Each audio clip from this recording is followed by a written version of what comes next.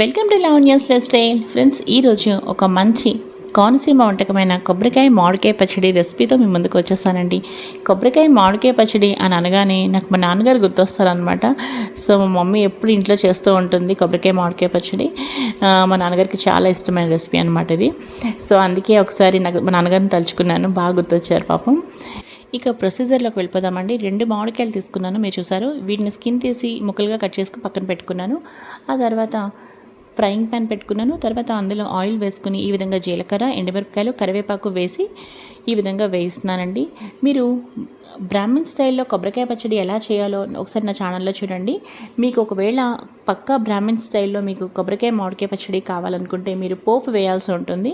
So శనగపప్పు, మినపప్పు, ఎండుమిరపకాయలు, ఒకసారి మీరు కొబ్బరికాయ పచ్చడి చూస్తే మీకు ఈజీగా అర్థమైపోతుంది. సో అదే పోపు దీన్ని కూడా మనం వేసుకుని చక్కగా చూసారు కదా.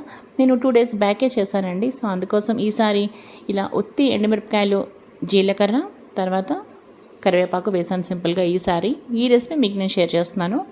ఇంకా మొత్తం వేసేసాం మనం మిక్సీ జార్లో. చూసారు కదా, మామిడికాయ ముక్కలు, కొబ్బరికాయ ముక్కలు, అలాగే పసుపు, సాల్ట్, ఎండుమిరపకాయలు వేయించినవి, అలాగే ఒక పూర్తి వెల్లుల్లి అనేది పూర్తిగా ఒకటి తీసుకున్నానండి. సో వెల్లుల్లి రబ్బలు కూడా పచ్చిగా అలా వేసేసాను. అంతేనండి.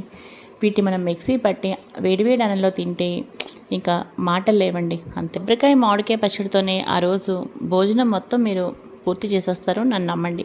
సో ఇంకా ఇంత చక్కటి కోనసీమ వంటకం కొబ్బరికాయ మామిడికాయ పచ్చడి మీకు నచ్చితే లైక్ చేయండి, షేర్ చేయండి, అలాగే సబ్స్క్రైబ్ చేసుకోండి. మరో మంచి వీడియోతో కలుస్తాను.